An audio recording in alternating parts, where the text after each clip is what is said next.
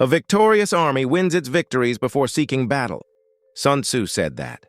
But in Chapter 2, he reveals something most people ignore. Winning the battle means nothing if it destroys you in the process.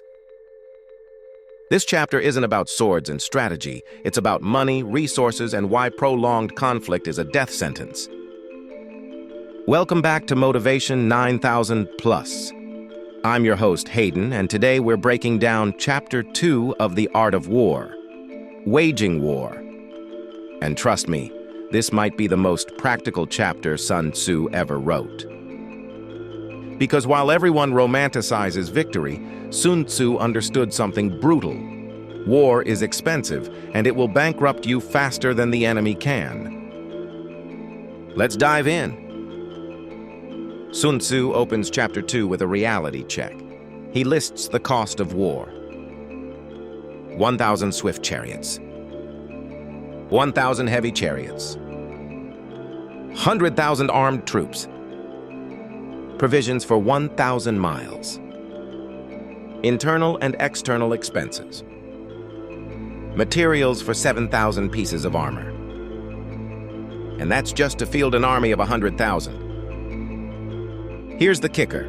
Sun Tzu says when you fight a prolonged war, the resources of the state will not suffice.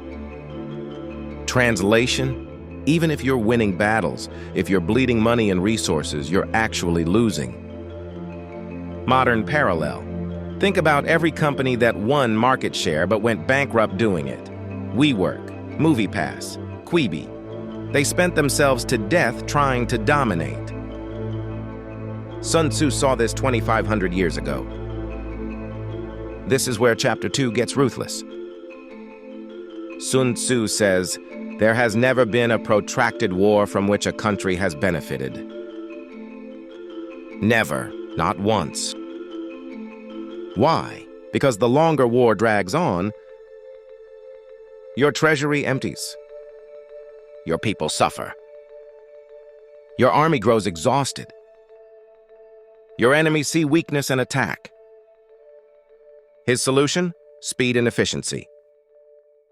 In war, then, let your great object be victory, not lengthy campaigns. This isn't about glory or proving a point. It's about achieving your objective as quickly as possible and getting out. Real-world example, the First Gulf War in 1991. Coalition forces struck hard, achieved objectives in 100 hours of ground combat, and withdrew. Compare that to the 20-year war in Afghanistan, the exact opposite of Sun Tzu's advice, with devastating consequences. Here's where Sun Tzu gets creative. He says, bring war material with you from home, but forage on the enemy. Why? Because transporting supplies over long distances is incredibly expensive. 1 unit of enemy provisions is worth 20 from your own country. His advice: use the enemy's resources against them. This applies beyond literal warfare. In business, don't build everything from scratch. Acquire competitors' assets, talent, and customer bases. In negotiations, use the other side's arguments and data to strengthen your position. In competition, let your opponents spend their energy and resources, then capitalize on their exhaustion. Sun Tzu understood leverage before it was a buzzword. This one surprises people.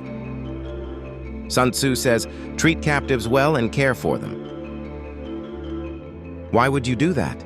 2 reasons. They become your soldiers. Well-treated captives can be integrated into your forces, making you stronger while weakening the enemy. It crushes enemy morale. When soldiers know surrender means fair treatment, they're more likely to give up rather than fight to the death. This is psychological warfare at its finest. You're not just defeating armies, you're dismantling their will to resist. Modern version. Companies that acquire competitors often retain their best talent instead of gutting the entire team. Why?